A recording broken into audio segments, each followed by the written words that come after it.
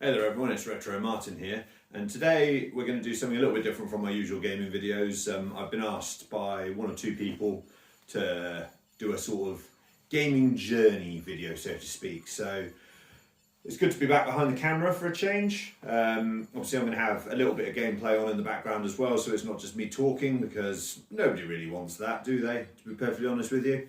So we're just going to go through and look at how my sort of gaming journey progressed from when I was a wee lad up until the 40-year-old I am now.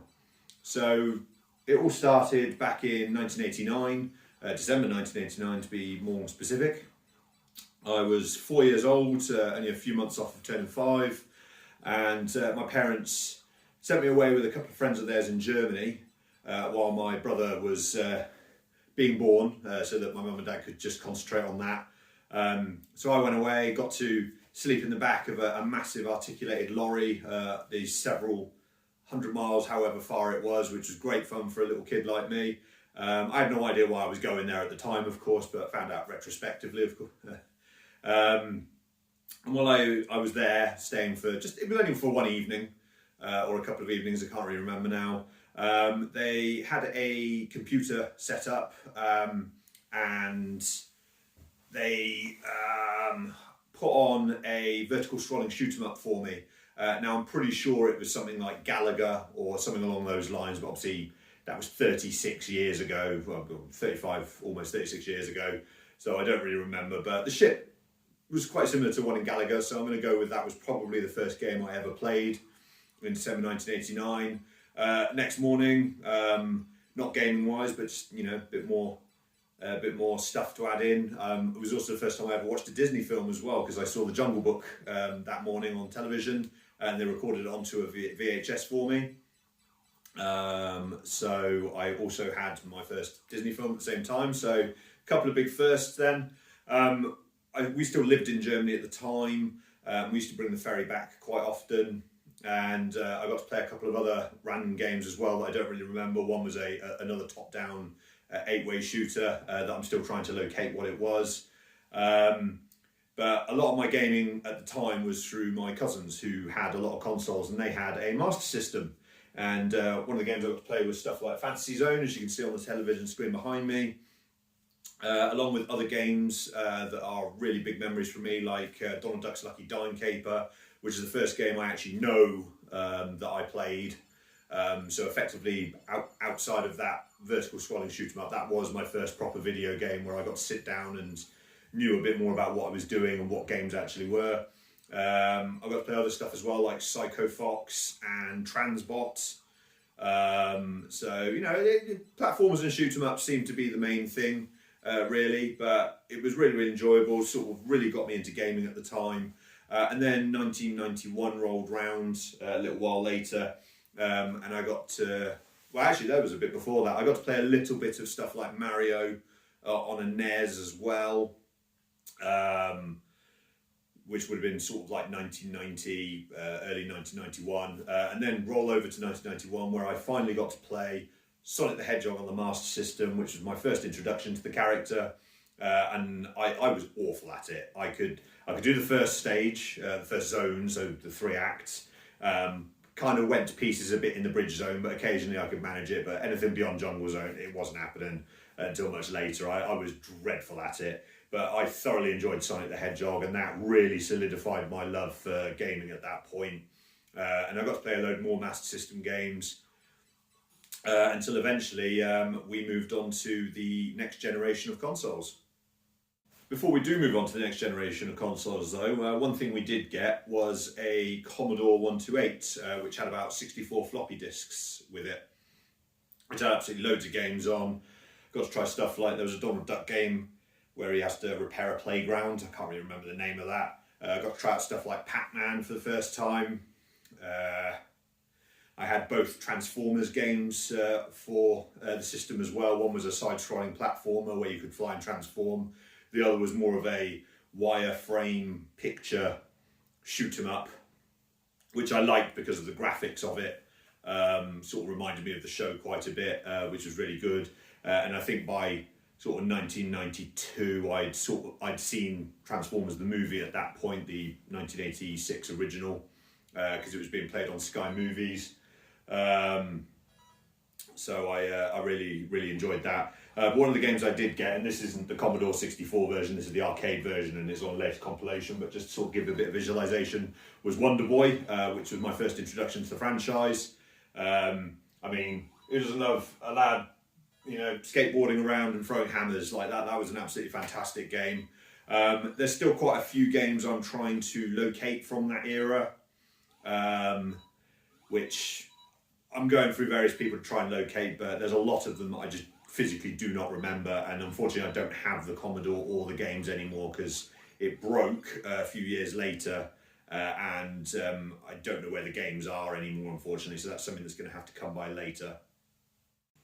So one of the other games I had on the Commodore, which I sort of played around the same time as I discovered the next generation of consoles, was Ajax or Typhoon, depending on where you want to do. Again, this is on a later collection or whatever, but I absolutely love this game. Like the first level, which I'm going to sort of see if I can remember how to do it. That's the manual.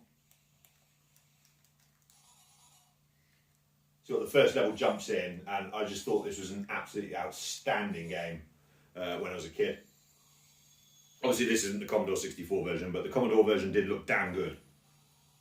So, but as you can see, bit of a nice little shooter, really catchy music, and considering it wasn't too hard at the start, that's what sort of hooked me as a young player. Although I could never beat the boss at the first level, but that didn't stop me from playing it. Absolutely loads. But yeah, as you can see, absolutely phenomenal game. I'm just going to shoot around for a little bit, but yeah, I love this game so much on the Commodore. But it would only partially prepare me for what was going to come next, because obviously the graphics were going to improve massively when the Mega Drive came along. So it's 1992, I turned 7 in the March, and I open up my presents, and there is a nice shiny new old brick grey mono Game Boy, which again I played on my cousin's Game Boy quite a fair bit. Loads of games like Battletoads, Star Wars Episode 4, both Mario Lands, they had loads. And I got it with Tetris and Operation C, which, for those of you that don't know, is the American version of Contra, on the Game Boy at least. Now, I didn't know this at the time. I had no idea that it had been rebranded to Probotector and put with robots in PAL territories. I had an American cartridge but didn't realise. It is an absolutely brilliant game. I don't mind admitting I sucked at it to start with, couldn't even complete the first level. My parents could, of all people, two people that don't play games at all. Yeah, like really enjoyed this one. Amassed a few more games, stuff like Mario and Yoshi, and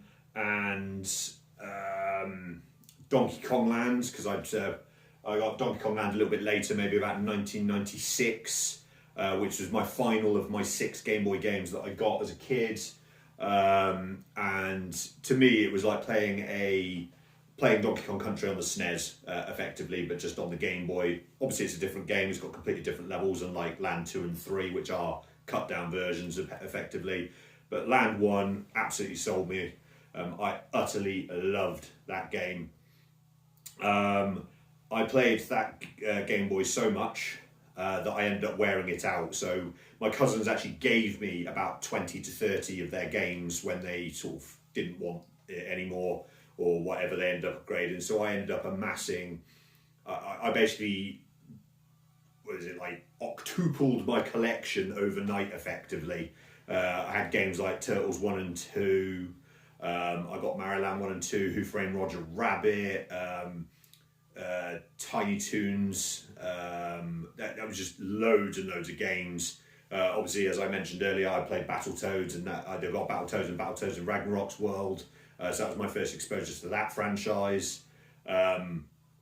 Yeah, just like there was so many good games on the Game Boy, and I wore it out. And in 1999, for my 14th birthday, going forward a little bit here, I ended up having to be bought another one. I say have to be bought. My parents bought me a new one because I broke the old one by wearing it out, and got me a nice shiny new red one, which I still have. And with it, I also got Donkey Kong Land 2, and that was the best game on the Game Boy in my opinion. Like, I utterly love that game. Obviously, you can play it nowadays on the Switch Online. I've still got all my original cartridges, apart from one or two that I lost. There was a game I had that was a bit like Lost Vikings called The Fidgets, where you play as a couple of mice that have to use their particular skills to help each other get through the levels on a timer. I lost that because I think it went through the washing machine in a pair of jeans of mine, and so it no longer works. But I've replaced it since, so I have it back. It's a great game. I've never completed it. Because it is brutal on the timer. Like, they could do with giving you an extra 30-40 seconds on each level, but that's by the by. But yeah, the Game Boy, just like, as a console, this was, well, I say console, handheld, however you want to call it. I thought this was the absolute bee's knees of gaming at the time. I just have it in my hand and, play however I wanted. So yeah, it took me a little while, but I finally got my first console the next year. No, as I said, next generation came along. I didn't really have too much exposure to the Super Nintendo as a kid. I did get to play a very small amount of it, and by small amount, I played Street Fighter 2. That was pretty much it until I was almost a teenager, when I got to play a few other things. But that's by the by. But the main thing for me was the Mega Drive. That was my console as a kid. That was the first one I got. In 1993, I was able to get my own, but I'd been playing one since about early 92, when again my cousins, which is where a lot of this will come from, had a Mega Drive 1, and they had great games like obviously Sonic 1.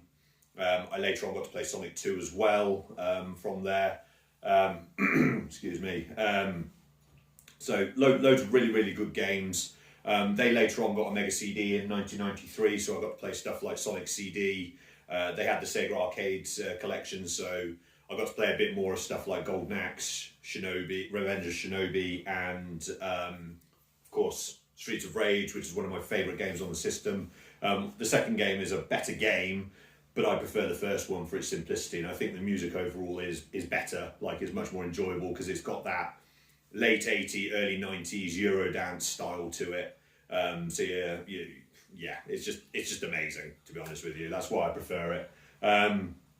So then, obviously, fast forward to 1993, and I finally got my own Mega Drive, which was a Mega Drive 2 with Sonic 2 pack-in. And at the same time, I also got Jurassic Park, which I actually really enjoyed because the film was the second film I ever went to go see. I went to a UCI Cineplex when I lived in Telford. And we were going to go see Jurassic Park, me and my mate Richard and his dad, and unfortunately it was sold out, so we ended up having to see the Super Mario Brothers movie instead. So that was my first cinema experience, was seeing the original Super Mario Brothers, which I thought was enjoyable enough for what it was, but yeah, obviously in hindsight it's not the greatest film ever.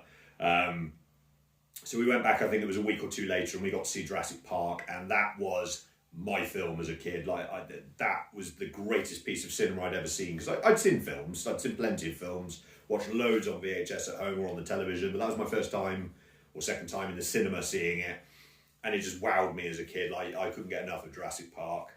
And again, I got to go a couple of weeks later again with my dad, who wanted to go see it, so that was great, getting to go to the cinema twice, or three times pretty much in rapid succession to go see films. So that sort of solidified me as I liked cinema. So Christmas 93, I believe it was, I got Mega Drive 2 with Sonic 2 and Jurassic Park for Christmas, which I thoroughly enjoyed. I slowly sort of amassed up a bit more of a collection. I got Sonic 1 really cheaply. For my birthday the next year, I got my first wristwatch, which amusingly enough is how I managed to learn early Roman numerals or simple Roman numerals, because it was Roman numerals on the watch. But at the same time, I also bought Home Alone, which is a firm favourite of mine. Again, I've played it and done it as a Mega Drive challenge on the channel before. So yeah, love Home Alone. I ended up getting other games as well. My dad picked up M1 Abrams Tank at a, what Americans would call a flea market. We just call it sort of like a car boot sale or a market. So that was technically his, but, you know, really enjoyed it. I ended up getting stuff like Sonic and Knuckles I got for Christmas in 1994. I didn't have Sonic 3, but I borrowed it several times off my cousins. So again, I got to try the lock-on, which was great. I had other games as well, like I got Earthworm Jim 2 and Echo 2 Tides of Time, I believe, in 1995. 1996, I got Sparkster and Earthworm Jim 1. And then I can't remember what my final games were in 1997. The years might be a little bit off with those. A few years beforehand, I think again in 1994, we went to a random market somewhere and I found a copy of Rocket Knight Adventures for £12, which of course was a great purchase. I absolutely loved that game and I've still got it. In fact, apart from Quackshot, which is another game I got as a kid, which my cousin sold when she sold her Mega Drive because I was loaning it to her at the time. That's the only game I don't have anymore. I've still got all the rest. I got Sonic 3D Flicky's Island as well, I believe, in Christmas 1996, I think it was. So they're all really, really great games. I'm just sort of casting my eye over at the shelf at the moment to see if there's any I've forgotten, because again, quite a lot of them are in storage, but I'm pretty sure that was most of my childhood collection. Obviously, I used to borrow quite a few from my cousins and other people, so I've got to play stuff like Jungle Strike and Urban Strike, Super Thunder Blade. I got to play other games like Micro Machines and stuff like that. So I'd had a lot of exposure through the Mega Drive, and I'm sure with the fact that I do the Mega Drive challenge on this channel, it should be pretty obvious that the Mega Drive is probably my favourite console of all time. I absolutely loved it, but I got so much out of it. Obviously, because I didn't get one till 1993 and we weren't amazingly well off, I wasn't able to get a Sega Saturn when those came out. I wasn't even able to get a PlayStation when those came out. It wouldn't be until 1998 when I was finally able to upgrade to the next generation. So one of the games that was on the Master System that I played, but I didn't play until after I'd played a Mega Drive, and this is one that had quite a bit of influence on me, was Wonder Boy the Dragon's Trap. Again, I'm playing this on a later collection, as you can tell from the border, but it's just an easier way for me to sort things out while I don't have some of my games while they're in storage. I absolutely loved this game. The music just lived in my head rent-free for the rest of all time. It's a sort of action-adventure, come Metroidvania, come RPG, but really, really enjoyable with all the changing forms. I've done videos on it before. I absolutely love Wonder Boy the Dragon's Trap. It was my first ever experience of an RPG in any way, shape or form. And I wouldn't really play any more apart from Golden Axe Warrior, I think it was, or Axe Battler on the Game Gear or Master System. I can't remember which one it was. I wouldn't play another one again until Final Fantasy VII, just purely because of the lack of general RPGs here in the West. The fact I didn't really play many, if any at all, on the Mega Drive. But yeah, absolutely solid game, and one that really sort of shaped me as a kid, because it showed me this sort of epic adventure rather than just platforming, and that there was sort of like a proper storyline, and the fact that you could build your character up in a way. So yeah, sort of formulated quite a bit from Wonder Boy 3, The Dragon's Trap. Well, who would be a performer without a little quick costume change? No, there was one little section I forgot, so I thought I'd throw it in the next day and record it, which is why I'm in a completely different t-shirt and the lighting's totally different. You notice on the screen behind me, Monkey Island 2. So early 90s, after our Commodore died, sort of like 93 or so, we ended up getting a PC with Windows 3.1, so I got quite well versed in using DOS and stuff like that, and we got didn't really have many games or anything like that for it. It was more for word processing and just storage and stuff like that. But I started borrowing games from my cousins, some of the old big box PC games, and that's what got me into the LucasArts text adventure, the point and clicks. And if I remember rightly, I got Maniac Mansion, Zack McCracken, and Indiana Jones and the Last Crusade first. And I sucked at all three of them because it was a new game style for me. And I didn't really get the sort of abstract way of using items and stuff like that. Like, I could do a few rudimentary bits, but I still really, really enjoyed the games regardless of how bad I was at them. And I sort of progressed from there, getting stuff like Monkey Island, Sam & Max, Day of the Tentacle,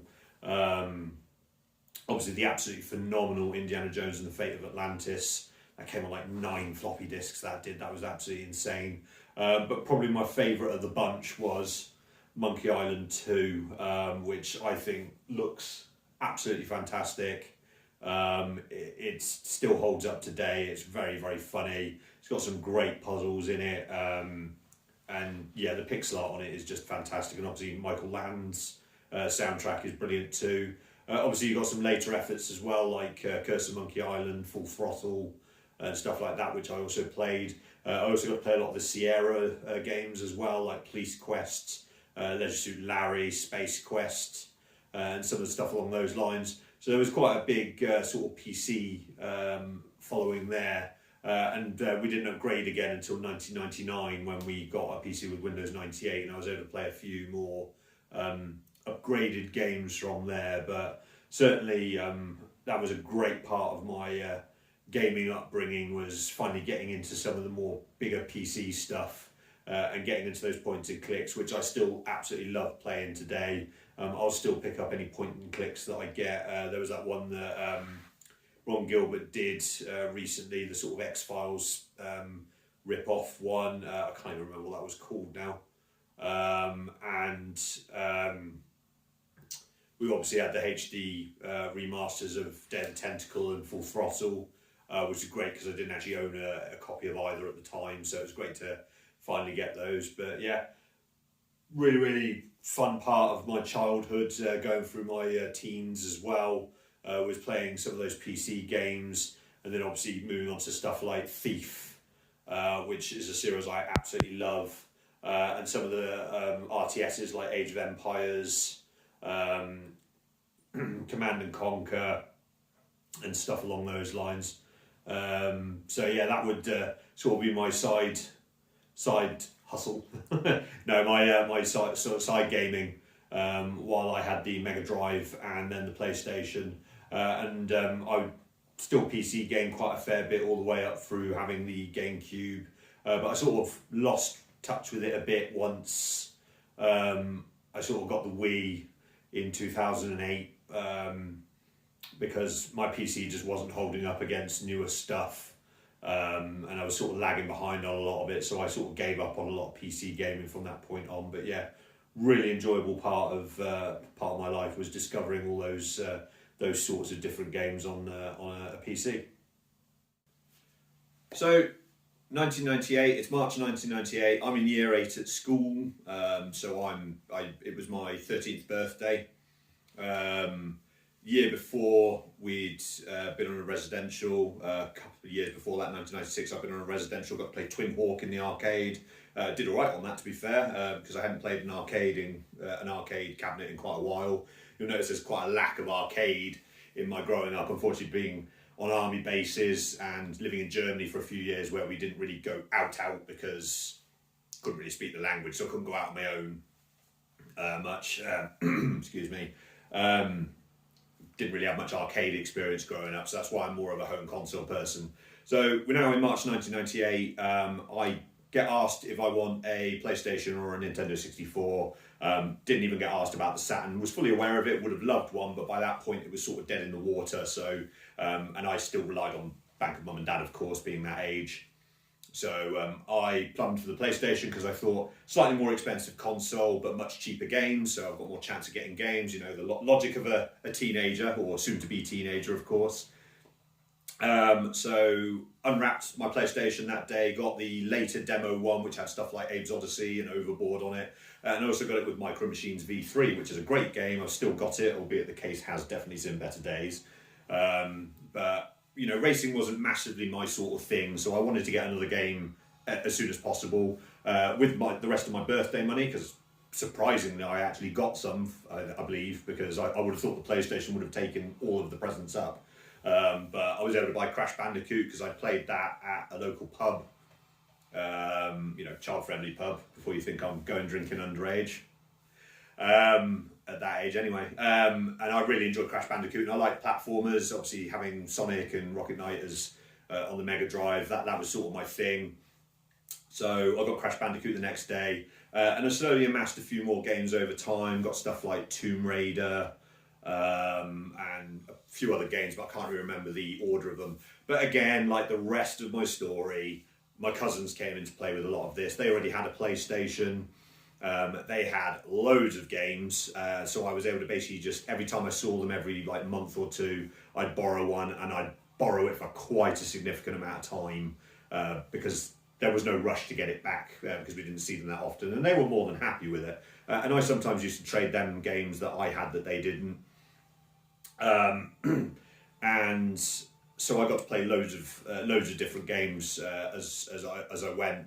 And it wasn't until year 8, the end of year 8, so that would have been 1999, the summer holidays going into year 9, I borrowed Final Fantasy VII, which I realise is at a standstill, but there's no sort of like rolling demo, so you're going to have to put up with it. Unless I put something on, of course. Ooh, that's more of me at the camera than you want. So I borrowed this, and as I said earlier, this is the first RPG I'd played since Wonder Boy the Dragon's Trap, which was about 6 or 7 years beforehand. So it'd been a very long time since I played an RPG. And this absolutely wowed me. I absolutely loved it. It's not my favourite Final Fantasy nowadays, but at the time I'd played nothing like it. I did have a few issues with it though. For some reason my PlayStation, despite the fact it was a brand new one and not a second-hand one, it didn't want to run disc 1.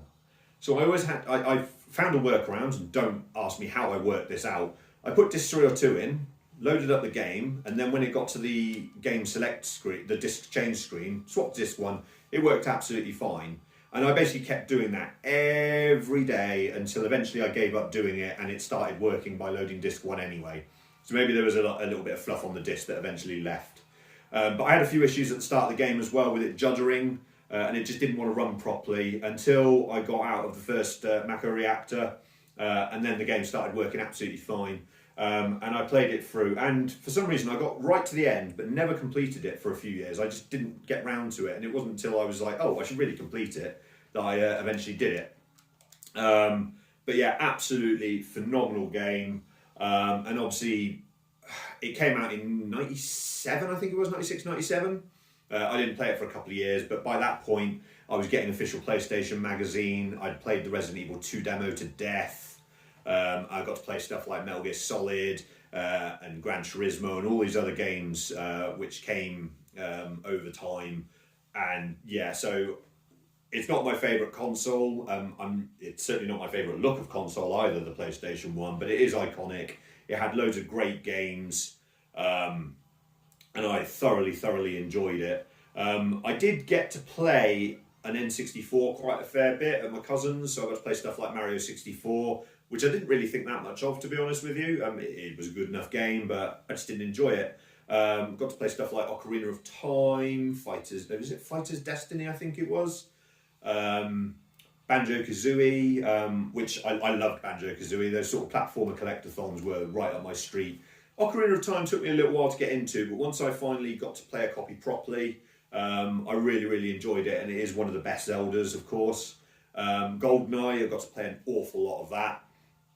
And before I went to secondary school, I did get to play a Saturn in 1995. I had a mate who lived just around the corner from me on one of the army bases we were in, and he and his brother had a Mega Drive and a SNES, so I got to play stuff like Donkey Kong Country and the Super Scope games through him, through his younger brother who had the SNES.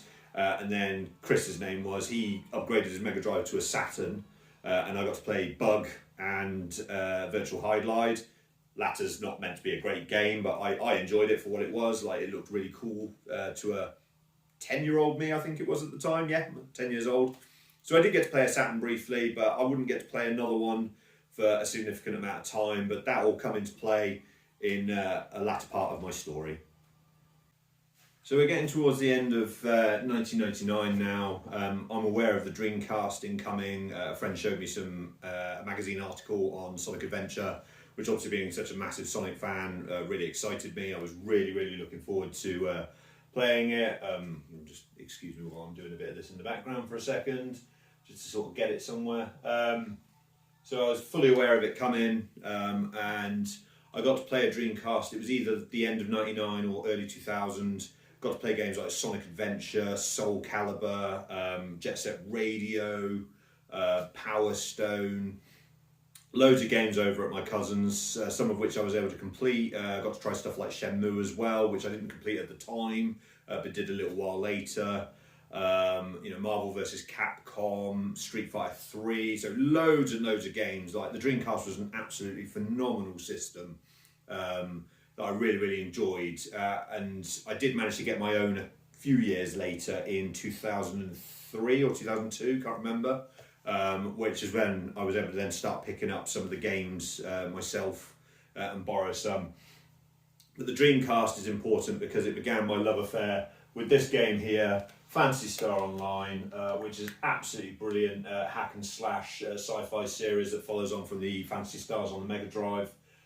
Around the time I got engaged with this game, I was discovering emulation. I walked in on someone playing Tenchi Muyo strategy RPG on the Super Famicom on emulation.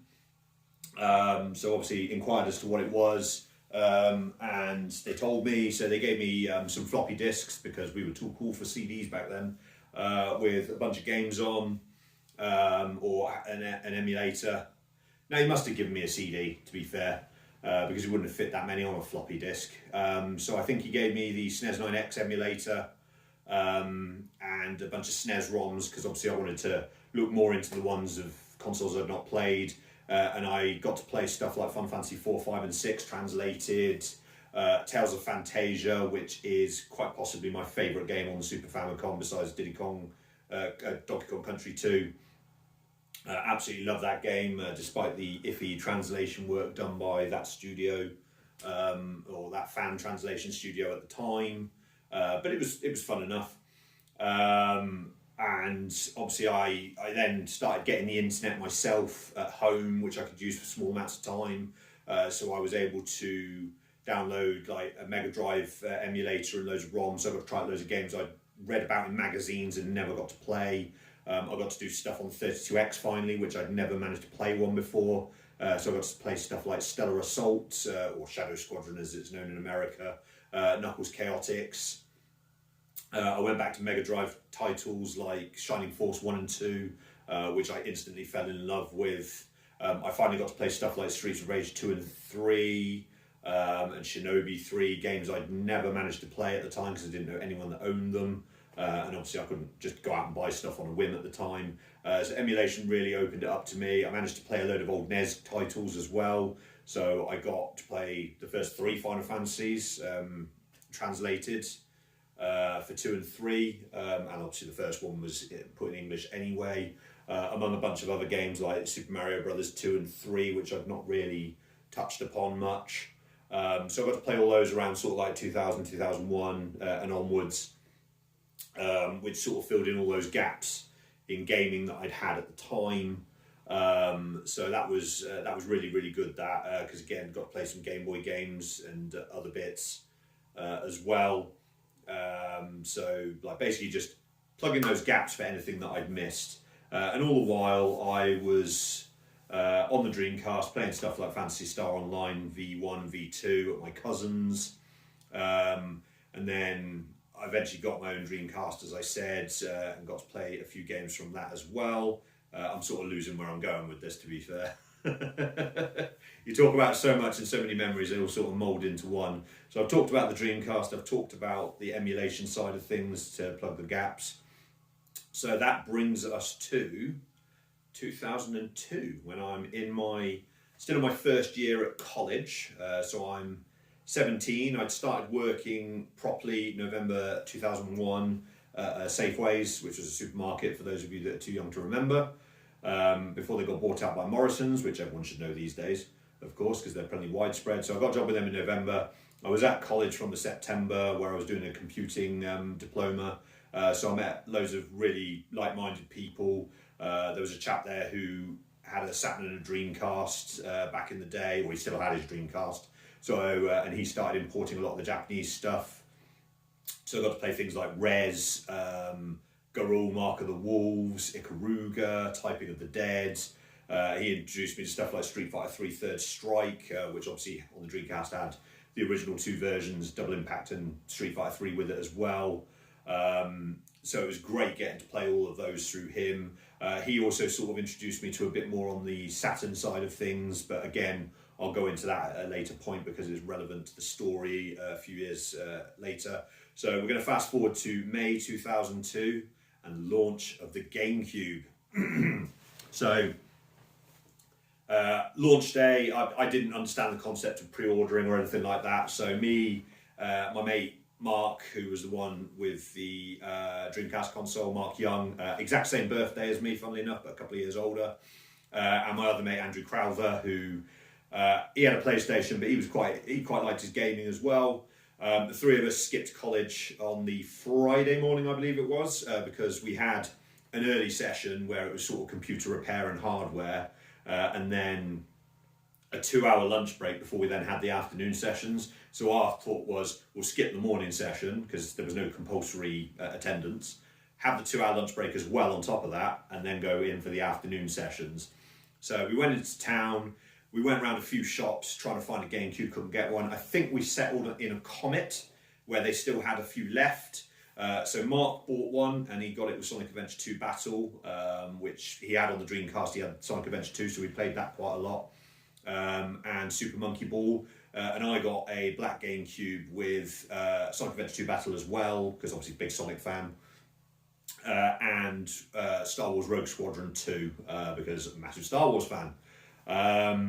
We used to use that 2-hour lunch break. Mark would bring his Dreamcast in and we'd actually go to my house because they lived a bit further away. So we'd walk from college to my house, play games for maybe an hour, hour and a half, and then we'd hightail it back to college and carry on with our sessions. So that's how I got to play a lot of Dreamcast multiplayer stuff like San Francisco Rush 2049, I think it was, and Sonic Adventure 2 multiplayer. So those were great times being able to play that. And funnily enough, we also picked up, I also picked up a Game Boy Advance, but I'll rewind to that in a minute because it's its own segment. So we got the GameCubes, we went back, we got to play Super Monkey Ball, we got to play a bit of Sonic Adventure 2 Battle, but we didn't linger on that too much because we'd already played the game quite a bit. So we just tried out the new multiplayer stuff a bit. And we also wowed at the stuff like the Trench Run in Rogue Squadron 2, which was utterly sublime, like the graphics and the feeling of it when you're in first person in the cockpit, the X-Wing, there was nothing like it. That was one of the best experiences ever, getting to do that at that point. Because I now had a job part-time, I was finally able to actually amass a bit more of a collection. So I still had picked up the odd PlayStation game here and there, like Final Fantasy Anthology, Grandia, which is one of the best RPGs ever and probably the best RPG on the PlayStation. Even if it's not best on PlayStation, it's better on the Saturn. And stuff like Digimon World as well, which I've spoken about in a previous video. All these are all games I got on the lead up to that and beyond that. But I was able to really home in on the GameCube collection. Like I picked up stuff like Super Mario Sunshine, Luigi's Mansion, dived into the Medal of Honor franchise finally and got the 3 games that were on that. Star Fox Adventure, Super Smash Bros. Melee, which I had another college mate who basically imported everything GameCube, so he had everything before we did, and we got to play GameCube games ages before they came out in England, which was brilliant. So we used to play a lot of Melee before that even came out, and that introduced me to the Fire Emblem franchise, which again I'll go into when I get onto the Game Boy Advance segment of this little trip down memory lane. I've still got loads of games on the shelf that I can see from here. Obviously I picked up stuff like the Resident Evil remaster, for lack of a better term, for 2, 3, and the remake of Resident Evil 1, Resident Evil 4 and 0 as well, stuff like Eternal Darkness. I used to play quite a bit of stuff like Bomberman and Beach Spikers with the lads at college, which was great. So I think I ended up with about 40 odd games by the time I'd moved on to another next-gen console by that point, but I still pick them up occasionally. But that ended up being my biggest library of games to date, just purely because I'd got a job at that point and had that ability to do so. So I have a lot of nostalgia for the GameCube. I think it's a brilliant console. And it was still in my sort of young adult, late teen sort of years, that's why it sort of has such a special place with me. It's not my favourite console, but it is definitely up there. It was absolutely brilliant, to the point where I decided that my next generation console was going to be a Wii, but again, I'll go on to that when we get to that segment. But yeah, GameCube, if you've not played one, go and do it. Absolutely brilliant memories and brilliant experience all round. Now again, I'm using a later version on Nintendo Switch Online to sort of get the point across rather than get out a million devices and record footage. I couldn't talk enough about this game if you paid me. I absolutely love Golden Sun. So that should sort of reveal what we're about to talk about now, which is, I believe it was early 2002, a bit before I bought my GameCube, which I'll go on to in a bit.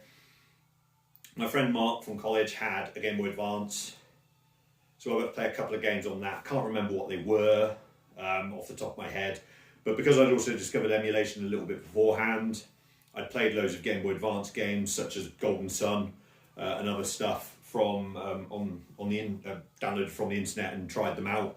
And I fell in love with this game. Completed it via emulation before I bought it. Ended up getting a Game Boy Advance really early in 2002, I believe, maybe for my birthday. I picked one up using some birthday money and some of my own stuff. Got Golden Sun with it, among a bunch of other games. And I played the absolute death out of that Game Boy Advance. We used to have link cable fights in college with stuff like Super Street Fighter 2 Turbo Revival.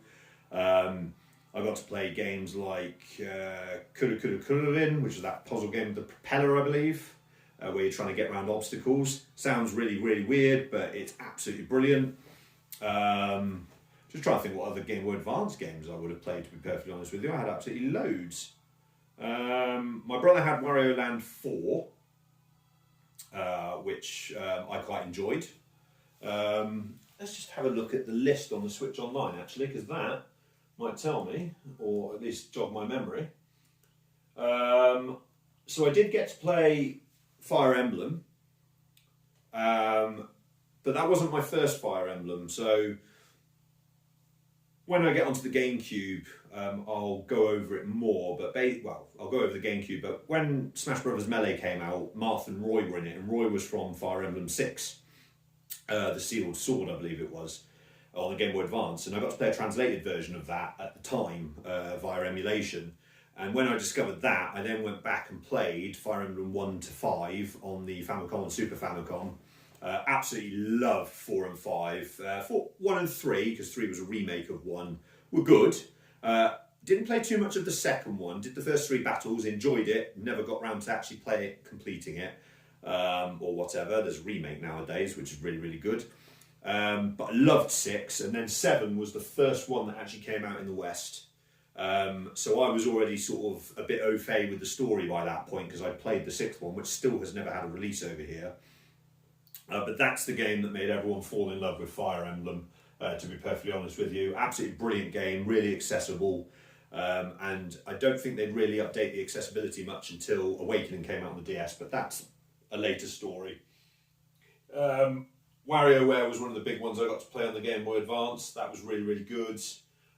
Minish Cap was great. I was right, it was Kururin. Metroid Fusion I had, or still have I should say, which is absolutely brilliant. Obviously Pokemon Ruby and Sapphire, and the remakes of Red, Blue, Green, Fire Red and Leaf Green. I played an awful lot of those.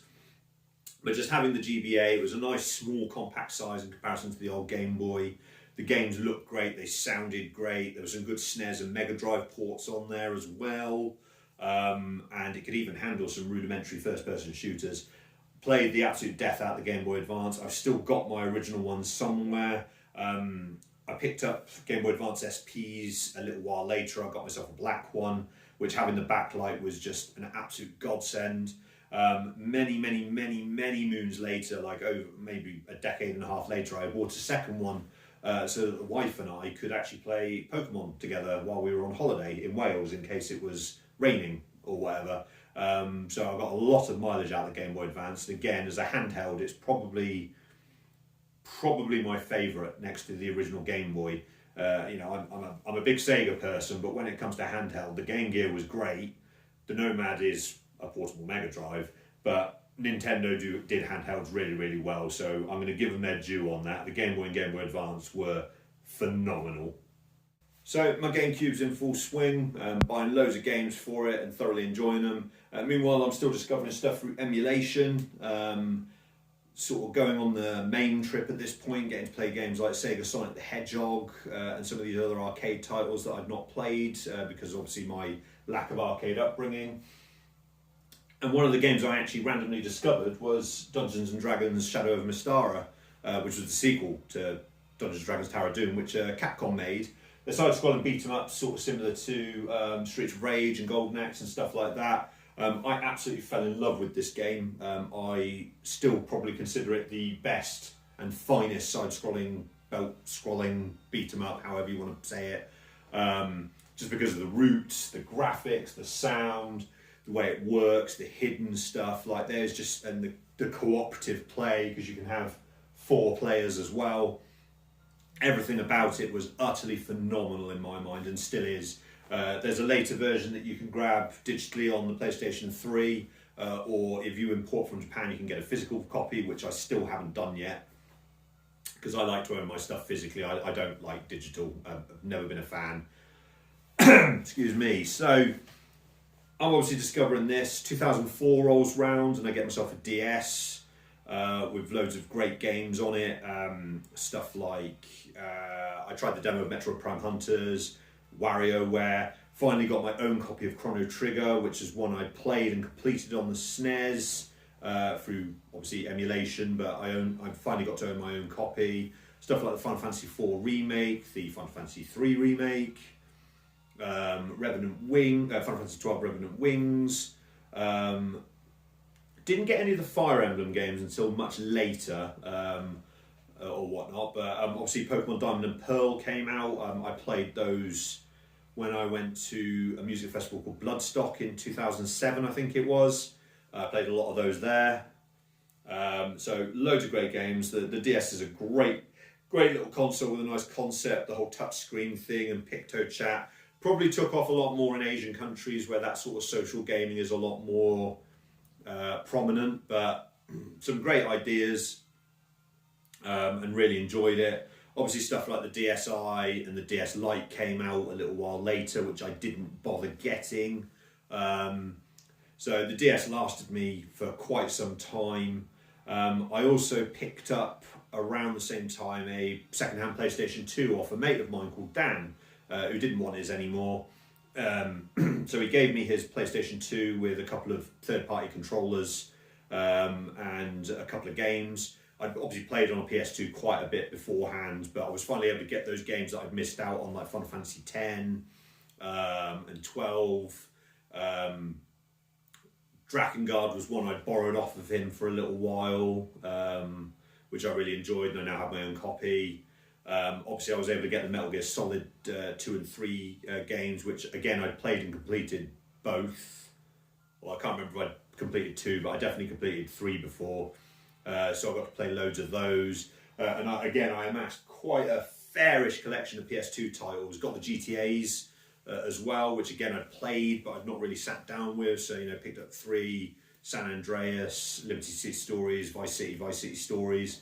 But yeah, may still be the best-selling console of all time. I don't think it's a great console per se. The menu's not great. The console itself's quite finicky. It's an ugly thing, to be honest with you. Excuse me. And It's got an absolutely phenomenal library, because obviously it's got a much bigger library being the most popular console, but I don't genuinely think it deserves its place as the greatest console of all time. It's blooming good. It ain't the greatest. I'll die on that hill.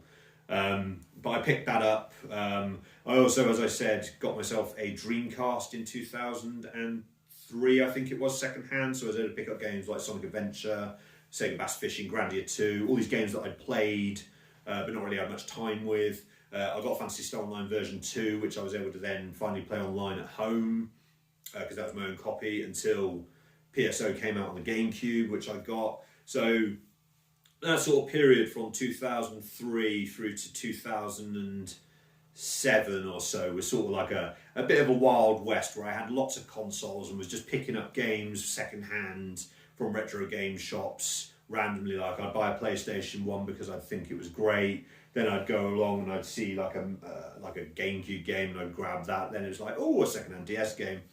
So that sort of period was very much a just pick up whatever I could and just get as many games as I could with the money I had, until I knew that life was just going to go to hell effectively once I eventually was able to move out and all this other stuff. And I was sort of feathering the idea of moving out with mates at the time, so I had all these things going on, but I was still able to amass quite a big collection. I still have basically every single game I amassed in that time. Maybe only lost one, which was Advance Wars on the Game Boy Advance, because I'd lent it to a friend and never got it back. Don't worry, I've got another copy now. But yeah, I've still got every single game. I also managed to amass a few more things for the PC as well, stuff like Soldier of Fortune, Black and White. And from about 2003 onwards, because I was 18, I was able to get my own debit cards and bank account. I finally started my MMO journey properly, not including PSO, and I became an avid Final Fantasy XI player, which I played on quite a fair bit for a fair few years before I sort of on and off with it, and I gave up with it somewhere around 2010. I went back to it a few years ago during COVID to try and complete the storyline of some of the expansions in the base, which I managed to do. So that was good. But again, it was just, like I said, to put it in a nutshell, Wild West years with purchasing and consoles. So as I said earlier, I made the Wii my next gen console upgrade. I think it came out in 2007, was it? I did pre-order, but I pre-ordered it too late, so I didn't get the first wave. So I got a call, must have been about February 2008, to get mine. So I went and got it. Can't remember what I got with it. No, can't remember what game I got with it. But I picked up stuff like Super Monkey Ball Banana Mania, I think it was. And some other games. I didn't actually get any of the Super Mario games on it, like Galaxy 1 or 2, so I've still not actually played those, although I do own Galaxy. I'm just trying to think now. I got Super Smash Brothers Brawl quite soon when it came out, which I thoroughly enjoyed. I got things like Indiana Jones Staff of Kings, House of the Dead Overkill. I picked that up with the big Magnum a little bit later on. Stuff like Sonic and the Secret Rings, which unfortunately sort of soured my thoughts on the Sonic franchise, to be honest with you. I sort of fell out with it a little bit from that point on, to be perfectly honest with you.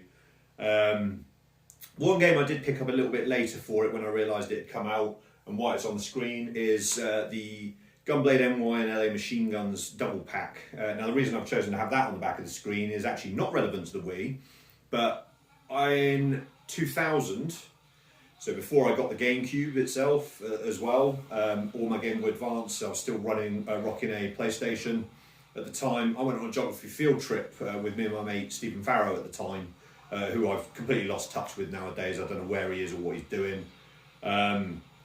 So we sort of were good mates, so we went off to the pier in Llandudno in Wales, and I apologise for my pronunciation of that. My Welsh is not amazing. If you want to be English, Llandudno.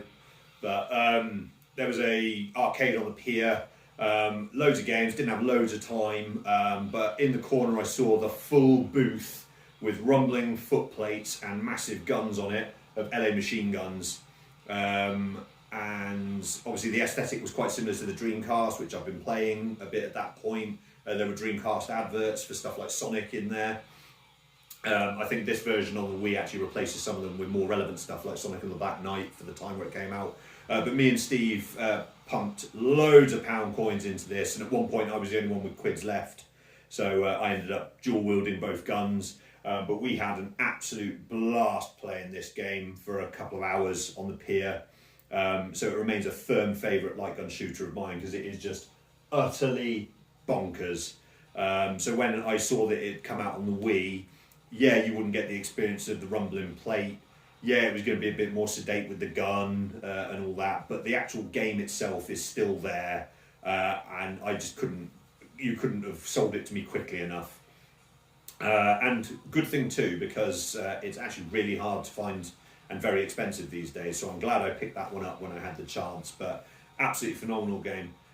Going back to the Wii itself though, I hated the controls.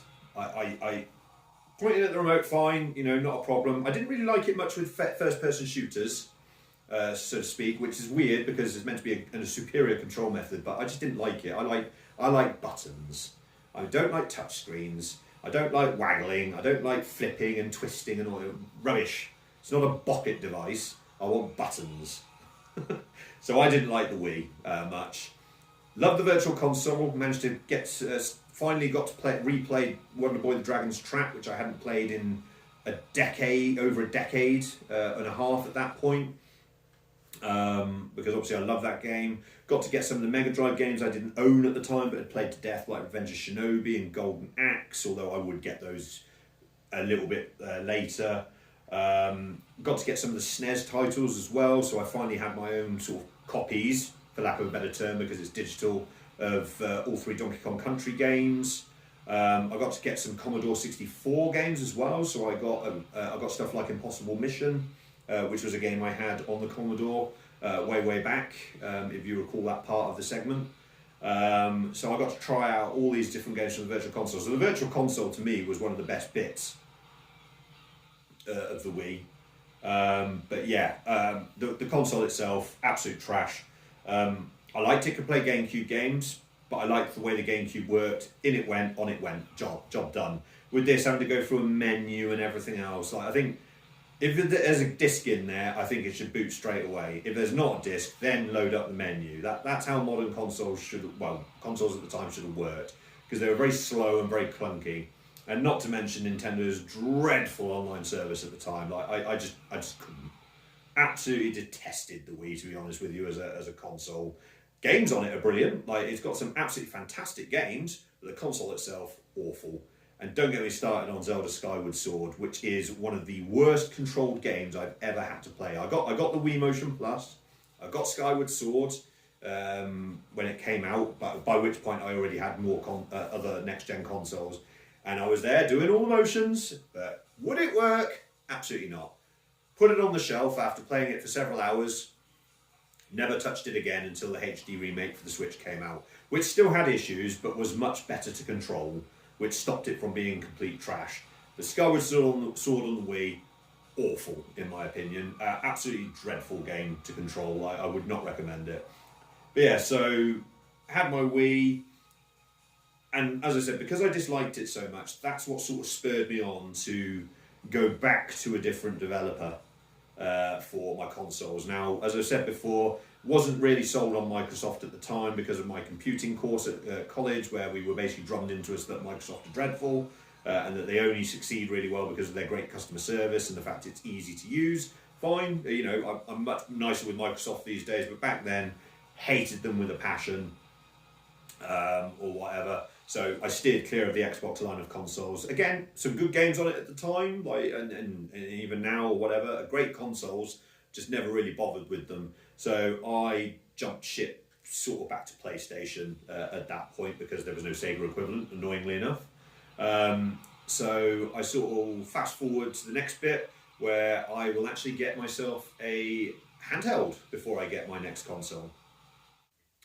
So one thing I haven't touched upon is mobile phone gaming. Now, pre-smartphone era, we had people who had Snake, and stuff like that. I had a flip phone in, must have been like 2007, 2008, which, funny enough, had elevator action on it.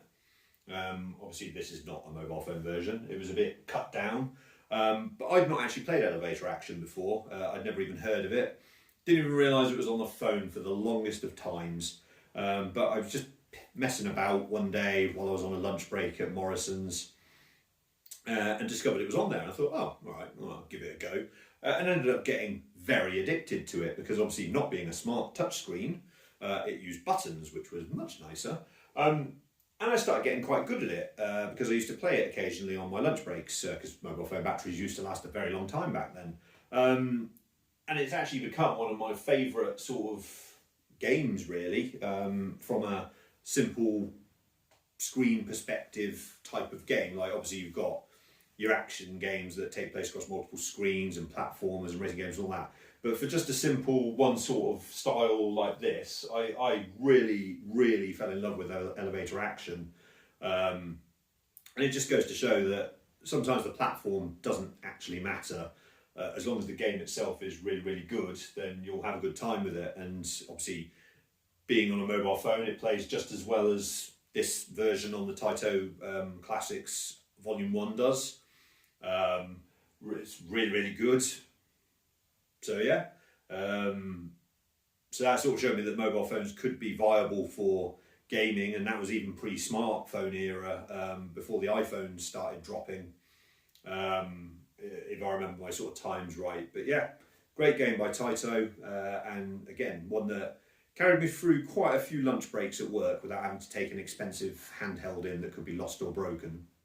So 2008 rolls around, and I'd been trying for a new job at this point. I've been with Safeways Morrison's for quite a few years, ended up just over 7 years, 7 years, 2 months I think it was, by the time I left. So I tried a few other jobs, didn't get in, or tried one other job and didn't get in. Tried again around October 2008. Managed to get a new job, which necessitated me moving to the lovely city of Bristol. And I found out around Christmas time that I'd got the job. So I rewarded myself by getting a PSP. I can't remember if I got one first hand or second hand, but again, it wasn't one I'd really played on much, but there were lots of games on it I wanted to get. So I picked it up with Killzone Liberation and God of War Olympus, which I didn't really think too much of God of War Olympus, to be honest with you. It's not a franchise I'm massively into. But I loved Killzone. I very quickly bought other games like Final Fantasy Crisis 7 Crisis Core, which I absolutely love because I really like the character of Zack in Final Fantasy 7. So it was great for me to pick that up. So yeah, that got me through the training for the new job. And I started the new job January with the training. Came out in March, a day or so before my 24th birthday, and I basically moved out that weekend. I found a flat on the Friday, Saturday, and moved in on the Sunday. Had to go back for a day's training on the Monday because of a day that we'd missed due to heavy snowfall. Started the job proper on the Tuesday, and then it was my birthday on the Wednesday.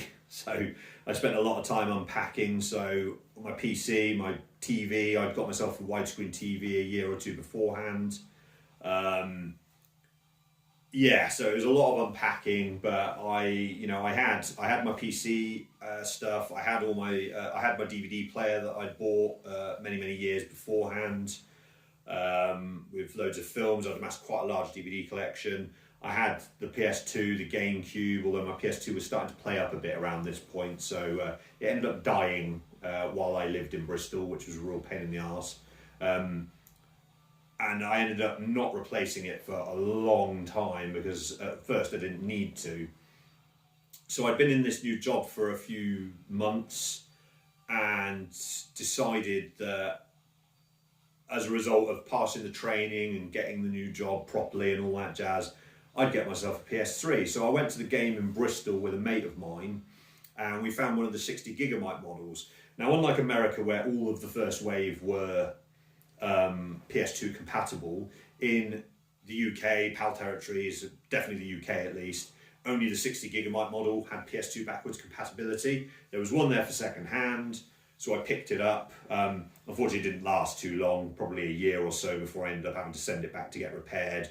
It didn't get repaired, so they sent me out a 120 gigabyte model instead, so I lost the PS2 backwards compatibility. But that's how I managed to play PS2 games after my PS2 had broken. To be fair, I think it might have even broken before I'd moved out.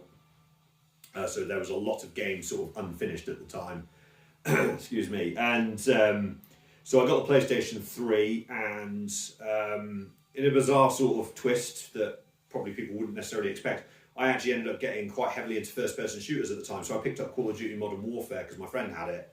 One of my best mates, Ed, who's godfather to my daughter, he had a copy of the game and played it quite a bit. So we played online because we both moved to Bristol within a week of each other, doing different jobs. And I'd only met him the year prior at a friend's barbecue because he went to university with some friends of mine, with my best mate from school, Nick.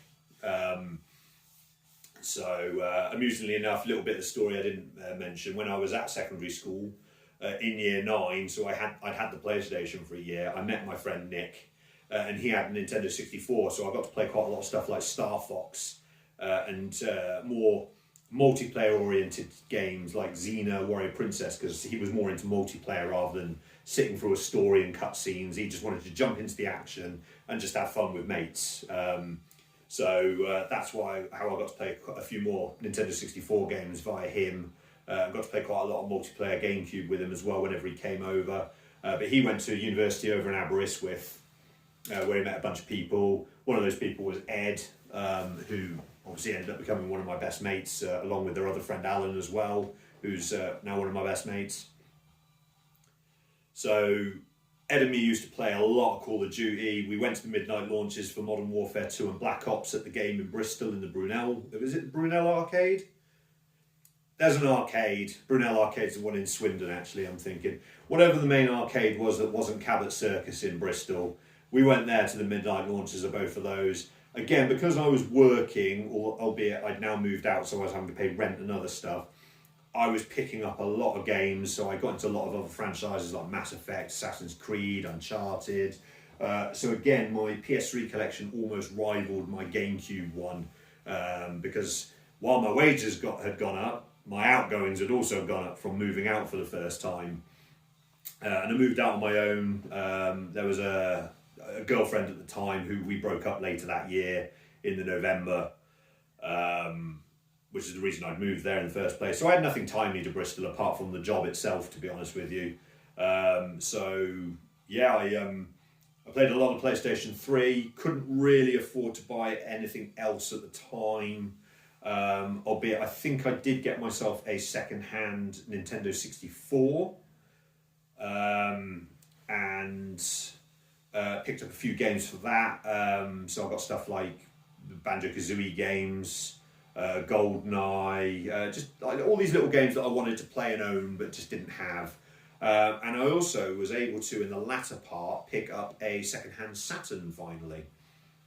So another bit of the story to rewind was back in 2005, my friend Mark from college, who I've obviously spoken about a few times, had a Mega CD 2, which he sold me, and he gave me some copied versions of Sonic CD and Shining Force CD, which I don't have anymore, as well as some actual proper games as well.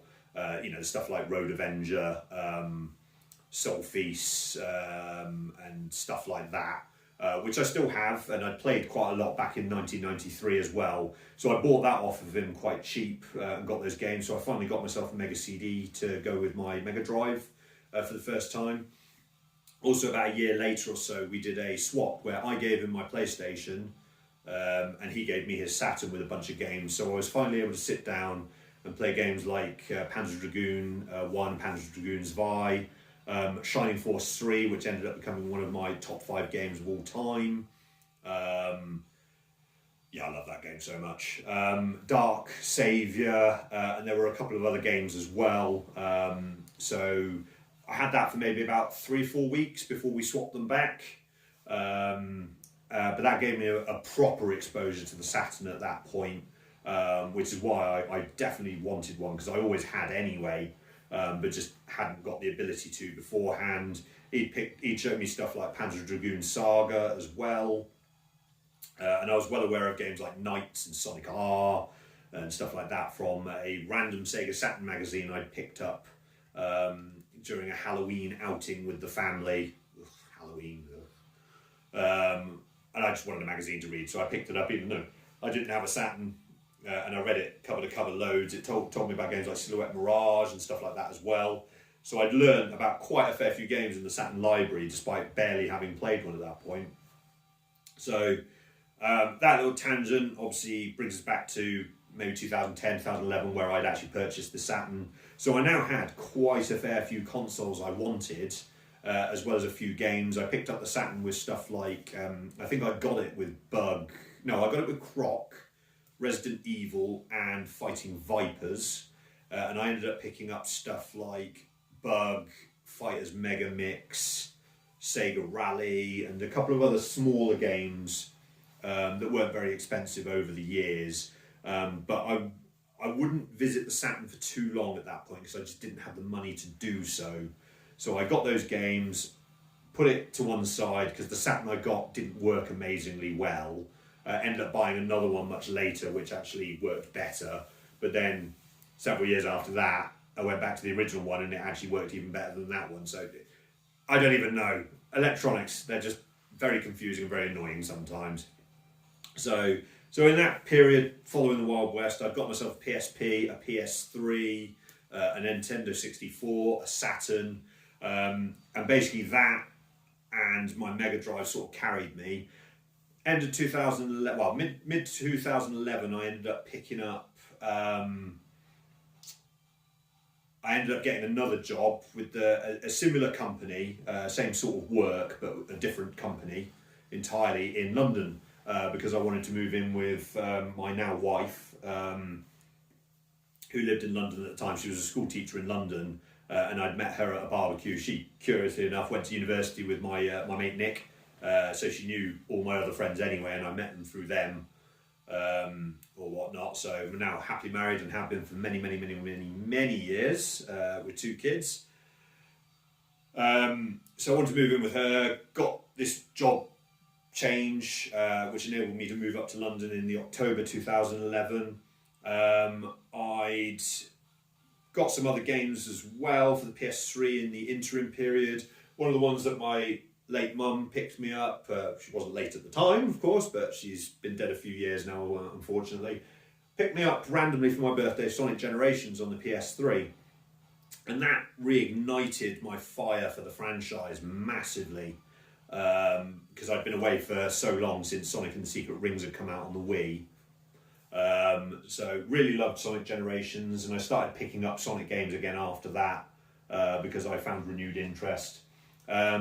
But when I moved up to London, the rent was quite a lot of money. I wasn't earning anymore, but obviously the main thing was to move there at the time, which was great. But I had stuff like Modern Warfare 3 came out while I was redoing the training for this new company. I moved on to the Battlefield franchise as well.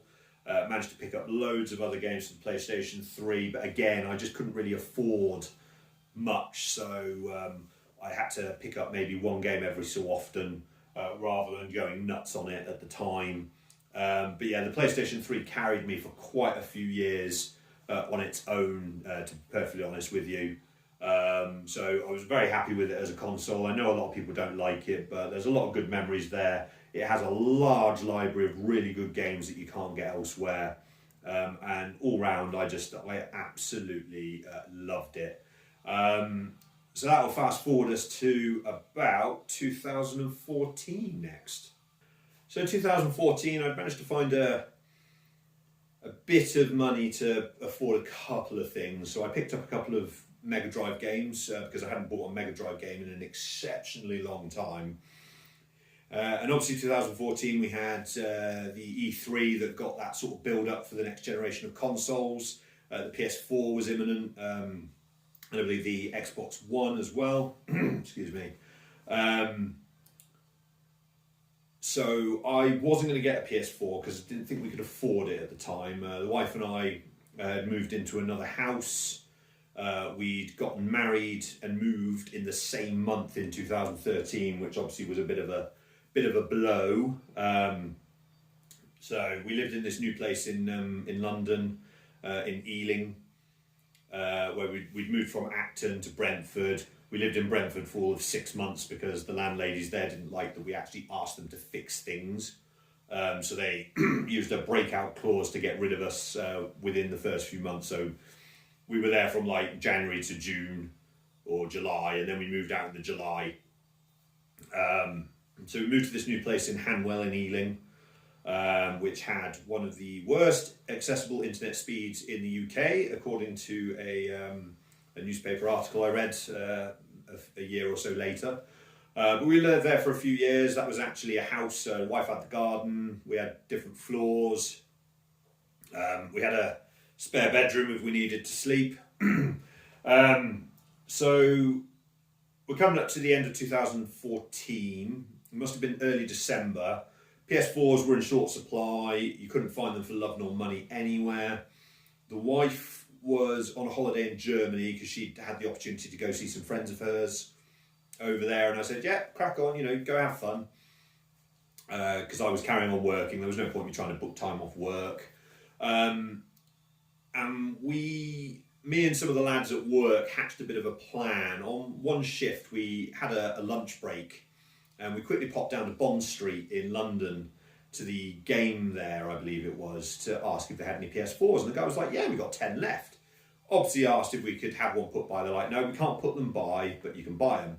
We weren't going to do that while we were the way we were at the time, because we needed to sort out money. One guy had to go phone his mum. Yeah.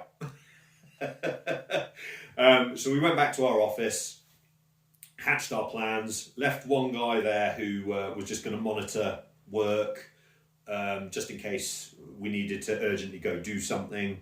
And we used the rest of our lunch break, raced down to Bond Street, and all three of us that wanted a PS4 managed to get one. I basically called the wife and said, look, we got the opportunity to get one. Are you okay with me doing it as long as I pick up Lego Marvel Superheroes so that we can play it together? Because we enjoy playing the Lego games together. She's like, yeah, fine, not a problem. So I went out, I got that along with Battlefield 4 and the extra controller in a bundle from that game. Went back to the office, bunged it in my locker, carried on with the rest of the shift after our lunch break, finished off, took it home under lock and key because I did not want someone taking that PlayStation 4 off me while I was on the tube on the way across London from Baker Street all the way to blooming Ealing. So took it home, got it all set up. It took forever because of the rubbish internet, and that also played into when I downloaded Netflix on the PlayStation 4. We had a very bad time with it because it just constantly buffered every 2 minutes. It was awful. So got the PlayStation 4, and again, I really liked it as a console. I got absolutely loads of games for it. Jumped into new franchises like the Yakuza franchise as well. I'd sort of left stuff like Call of Duty behind at that point because I didn't really enjoy it much as a franchise. I was able to pick up some more of like the Lego games. I'm just looking over at the shelf now. I can see a few Battlefield, some of the Tom Clancy stuff like The Division. But yeah, PlayStation 4 was my main console. My PS3 had died, so I ended up getting myself a PS3 Slim because I got the yellow light of death on my PlayStation 3. I cooked it in the oven for a couple of hours, which enabled it to work. So I uploaded all of my saved games onto the PS Plus cloud because I had a PS Plus account by that point because the PS4, needing it for online play, and downloaded it all on the PS3 Slim, which had a much bigger hard drive, so I was able to just download everything. So I didn't lose any progress on my PS3, which was great. I still had some consoles that were languishing in not working. My PS2 still didn't work. My Dreamcast had given up eons beforehand. So I had a couple of consoles that didn't work that I needed to repair. We then moved away from, I got a new job or an upgrade in the job, however you want to put it, in 2015, early 2015, which was brilliant. So that meant more money, which was great, but unfortunately my rent was going up and there was more outgoings, but it helped. And then we moved away from London in 2017 into the house that we're in now. We're still there at the moment, although we are in the process of moving at the moment, which is going to be quite nice because I might finally get a gaming room and a dedicated recording setup. But the PS4 ended up carrying me for quite a while until it just basically wouldn't connect to the internet. Like the setup I have here isn't great because it's all sort of encased, so fan-wise it's not brilliant, but there's nothing I can do about it because of the setup of the house. No disrespect to the house at all, it's just that's what's got to be done, unfortunately, with it. So I ended up getting myself a PS4 Pro, which has a slightly better indicator for the wireless, so it's able to pick it up better. And I picked that up with Call of Duty Modern Warfare, the remake of all things, which sort of got me back into the franchise a little bit from the campaign perspective. Not so much on the multiplayer side. I've got no interest in Battle Royale. But yeah, I was able to do that. One thing I did forget to mention was I did get myself a 3DS while I was in London before they did the big price drop. So I'm technically a 3DS ambassador. So I got all the free NES and Game Boy Advance games from that. Ended up picking myself up a new 3DS XL when I was still in London as well, which I've still got both. I got the new 3DS XL when my 3DS, the right trigger stopped working. All of a sudden it's working again now for some bizarre reason. I tried it again a couple of years ago and it started working. So I now use that as my primary go out to work on the train and play on that one. So again, picked up a few bits on there. Obviously I picked up the other Game Boy Advance SP as I mentioned earlier on when the wife and I went on a holiday. So obviously by this point I've got quite a fair few consoles that I'm lugging around. I've managed to get all my stuff back from my parents. All of it pretty much intact, like my Mega Drive was intact, Mega CD was intact, I still had my Wii, my GameCube was broken, but I managed to replace that with another one. So yeah, the PlayStation 4 was a brilliant console. I really enjoyed, I still enjoy it because it's still my primary current gen console besides the Switch, which I'll get onto in a sec. Because I haven't upgraded to a PS5 yet, just because of money and space more than anything. Back in 2019, I believe it was, I finally picked up a Nintendo Switch about 4 or 5 years after they originally came out. Wife wasn't happy with that, but you know, I just bought it and sought forgiveness afterwards rather than ask permission and be told no. Which is the best way to do it in my opinion. So I picked up a Switch with Smash Brothers, and I did ask for Luigi's Mansion. No, I asked for Luigi's Mansion 3 and Smash Brothers. They sent it to me with Luigi's Mansion 3 and Mario Kart 8 Deluxe. Wasn't happy with that, but it was worth the same amount of money. So I just went, picked up Smash Brothers Ultimate, as soon as I could. Because I'm not a big fan of Mario Kart, I never have been. But Luigi's Mansion 3 was absolutely brilliant. I loved that game. I thought that was a really, really good game. And I've since amassed so many Switch games, I think it is my biggest library. And I still play on it all the time.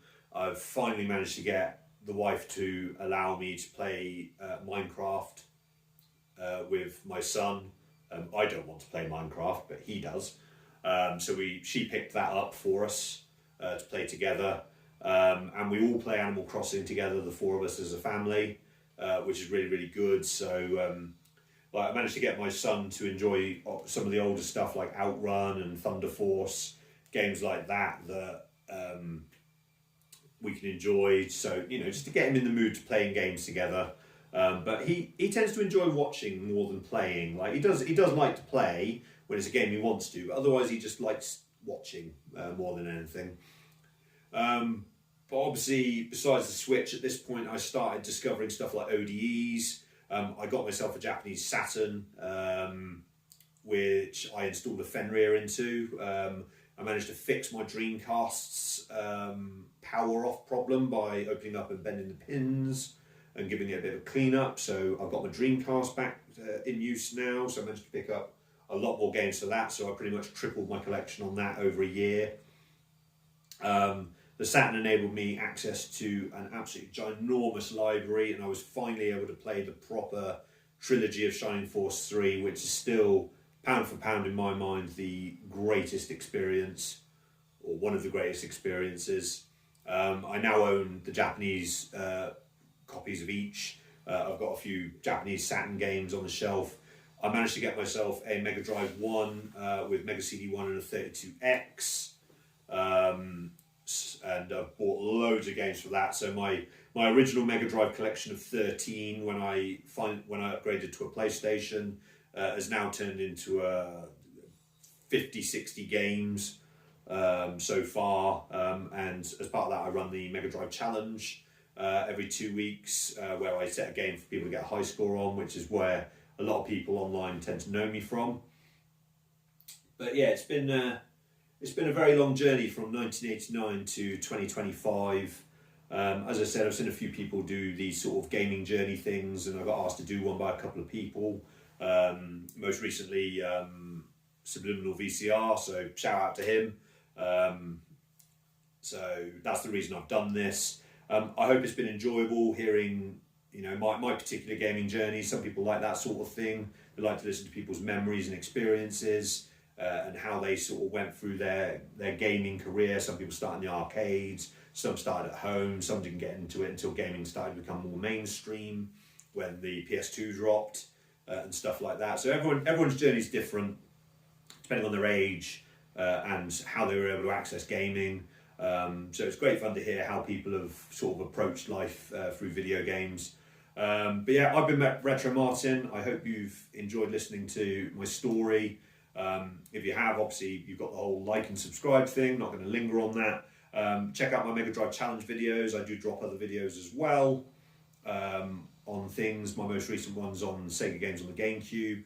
But yeah, as I said, hope you've enjoyed, and hopefully I'll see you again in another video.